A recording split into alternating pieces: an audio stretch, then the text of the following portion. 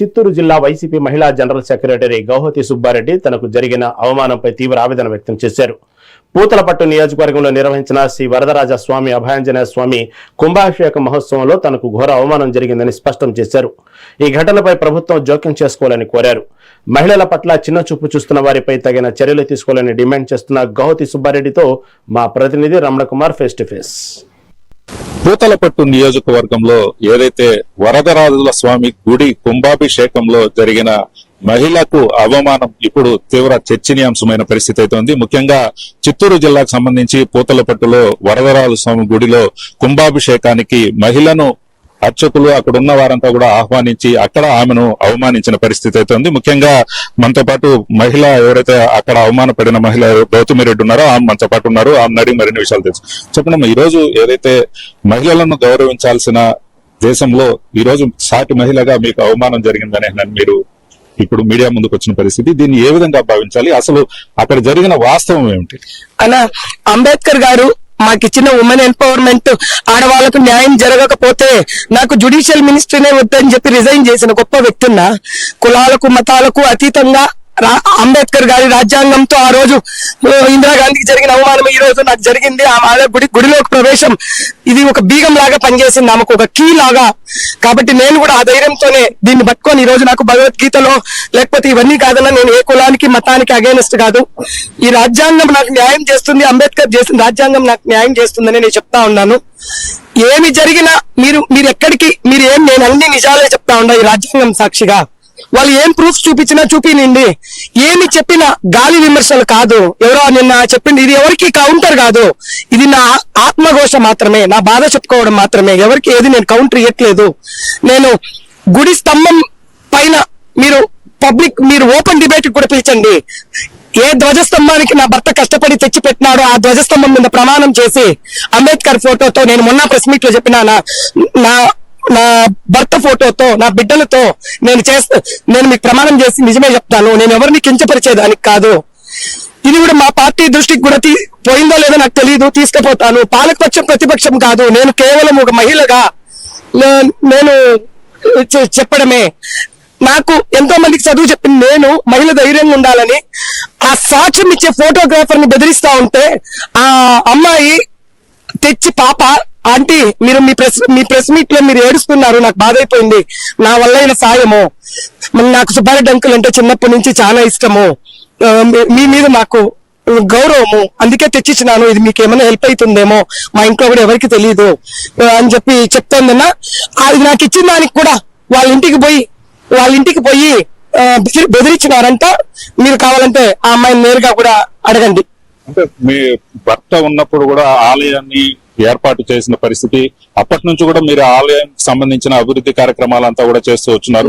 ఇప్పుడు ప్రధానంగా ఈ ఇష్యూ ఎందుకు రావాల్సి వచ్చింది? అంటే మీరు కలశాన్ని తాకారనేసా, లేకపోతే ఎందుకు పైకి తీసుకెళ్లారనేసా, ఎందువల్ల మిమ్మల్ని? పురుష అహంకారం, వాళ్ళ ధన గర్వం, పురుష అహంకారం, మహిళ, అది నా తప్పు కాదు. నా భర్త రాజు లాంటి వ్యక్తి, అందరూ 1000 ఏళ్ళు బతుకుతారన్న. ఒకేసారి పుట్టిన ట్విన్స్ కూడా ఒకేసారి చనిపోరు, నా భార్యాభర్త ఒకేసారి చనిపోతారా?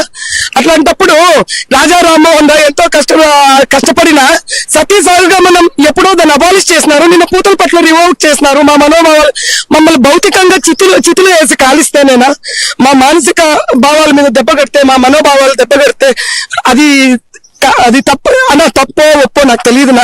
నేను చాలా అవమానానికి గురైన, మా ఇంట్లో జరిగిన విషయం కాదు ఇది, 1000 మంది ముందర జరిగింది. ఈ రోజు దాన్ని నేను ఆన్సర్ చెప్పకపోతే ఇంకొక మహిళ, నేను చదువుకొని ఏదో గౌరవమైన కుటుంబం నుంచి వచ్చి ఒక గౌరవమైన కుటుంబానికి వచ్చి నాకే ఇంత జరుగుతా అంటే ఇంకా మామూలు మహిళలు ఎంత ఇబ్బంది పడతా ఉండరు.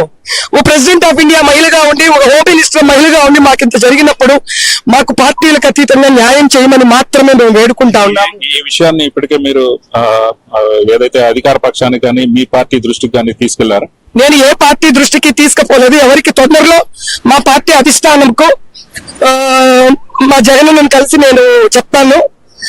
మా రాష్ట్రంలో పెద్ద ఆయన, నాకు తండ్రి సమానుడు, పెద్దిరెడ్డి రామచంద్రారెడ్డి గారికి తొందరలోనే నేను తెలియజేస్తాను. మీ ఇంటికి ఎవరు వచ్చి బెదిరించారు? అసలు ఏం జరిగింది? ఎందుకు బెదిరించాల్సి వచ్చింది? వాళ్ళిద్దరి దగ్గర లైక్ ఒక వీడియో ఉంది. ఆ వీడియో మా డాడీ క్యాప్చర్ చేశారు. అది వాళ్ళకి ఇచ్చేసి దాన్ని వాళ్ళు సెండ్ చేసుకొని డిలీట్ చేయమన్నారు. అండ్ ఆ రోజు నైట్ వాళ్ళు వచ్చి సెండ్ చేసుకున్నారు. ఆ ప్రూఫ్ ఆంటీ దగ్గర ఉంది. మిక్స్ మీ ఫాదర్ ఏం చేసేవారు? ఫోటోగ్రాఫర్. ఆ గుడికి ఫోటోస్ తీసారు. యా అవును. దానికి వాళ్ళు తీసుకొని ఆ ఫోటో సెండ్ చేసుకొని మా డాడీ ఫోన్ లో డిలీట్ చేస్తా అంటే నా వీడియోకి సెండ్ చేసుకొని ఈమెకు చూపించాల్సి వచ్చింది. ఎందుకంటే ఈమె ఒంటరిగా పోరాడుతుంది ఒక మహిళ అయ్యుండి. అంటే అంత అవమానం జరిగింది కదా, సో అలా చేయాల్సి వచ్చింది. ఇద్దరు నైట్ వచ్చి బెదిరించింది వచ్చి ఖాదర్, అమర్నాథ్, వీళ్ళిద్దరు. పోలీస్ సంప్రదించారు? లేదు, ఎవరిని సంప్రదించారు. ఎందుకు పోలీసు దగ్గరికి వెళ్ళారు? అంటే మీ నాన్న చంపడానికో లేకపోతే బెదిరించడానికో వచ్చారు? వచ్చి చెప్పారు నేను చంపేస్తారు, ఈ ఊర్లో ఉండనీరు అనేసి చెప్పారు. నేను ఈమె ఎందుకు ఉండనీరు, ఏం చేసాం మేము తప్పు, వీడియో తీసారు, అది వృత్తి, దాన్ని ఎవరు తప్పు అన్నారు కదా. ఆ వీడియో తీశారు, నేను తీసుకొచ్చాను, ఈమెకి ఇచ్చాను. ఈ న్యాయం పోరాటాన్ని ఎవరికైనా ప్రూఫ్ కావాలి కదా, ప్రూఫ్ లేదంటే ఎవరన్నా నమ్ముతారా? సో ప్రూఫ్ తెచ్చి ఇచ్చా అంతే. ఆఖరిగా మీరు చెప్పండి, మీరు ఎటువంటి డిమాండ్ చేస్తున్న పరిస్థితి ప్రభుత్వానికి ప్రస్తుతానికి? అంటే మీకు ఒక మహిళగా అన్యాయం జరిగింది, ఒక గుడిలోనే ఇలాంటి పరిస్థితి ఉంటే మామూలుగా జనాలు ఉండే పరిస్థితుల్లో మహిళలకు ఏ విధమైన భద్రత ఉంటుందనేనని లేకపోతే ఏ విధంగా భావిస్తున్నారు? అసలు మీరు ఏమి డిమాండ్ చేస్తున్న పరిస్థితి? అన్న దాంట్లో వాళ్ళు వచ్చి నిన్నంతా చెప్పుండారు. రావు కాలంలో చేస్తే ఇప్పుడు ఎప్పుడు వాళ్ళు చెప్పేదానికి చెప్పాలన్నా గ్రామ పెద్ద ఇట్లా జరిగిపోతా ఉంది. అందుకే నేను కుంభాభిషేకానికి అగేనిస్ట్ కాదు. మీరు ఎట్లన్నా ఏమైనా చేసుకోండి. ఆ వీడియో మీకు నాకు వచ్చిండే ప్రూఫ్ మీకు ఇచ్చిన. మేము ఎప్పుడో పెళ్లి సంబంధము చూసేసినాము, ఎప్పుడో అయిపోయింది.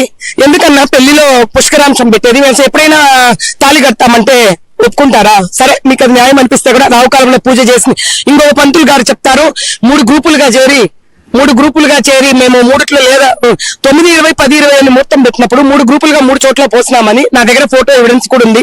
సో అది కూడా కరెక్ట్ అనిపిస్తే ఐఎమ్ లీస్ట్ బాదర్డ్, మీ ఇష్టం. నేను దానికి కూడా అందరూ తొక్కిన చోట మెట్ల పైన కలశం పెట్టి పోస్తే గుడి బాగుండేది. నా భర్త ఎంతో సేవ చేసినాడు. దీన్ని రాంగ్ పోర్ట్రే చేస్తా ఉన్నారు. ఆమె ముందుకి, నేను పైకి ఎక్కలేదన్నా, అక్కడెక్కడో ఉంది. అట్లా పోయాలనుకుంటే నా కొడుకుని పిలిచేదాన్ని. ప్రజలకు నిజాలు బయట పోవాలా? నేను ఎవరిని ఏది లేకుండా ఒక మహిళకు అవమానం జరిగిందని మీరు వచ్చిన దానికి మనసు పూర్తిగా మీకు థ్యాంక్స్ చెప్పుకుంటానన్నా. Thank you very much. ముఖ్య నాయకురాలుగా చిత్తూరు జిల్లాకు ఉన్నప్పటికీ కూడా ఆమె ప్రభుత్వాన్ని అయితే ఒకటే కోరుతున్నారు. వైసీపీ, టీడీపీ పార్టీలకు అతీతంగా తనకు న్యాయం చేయాలని మాత్రమే ఆమె డిమాండ్ చేస్తున్న పరిస్థితి ఉంది. వీడియో జర్నలిస్ట్ సంతోష్ తో రమణ కుమార్, మెగా 9 టీవీ, పూతలపట్టు.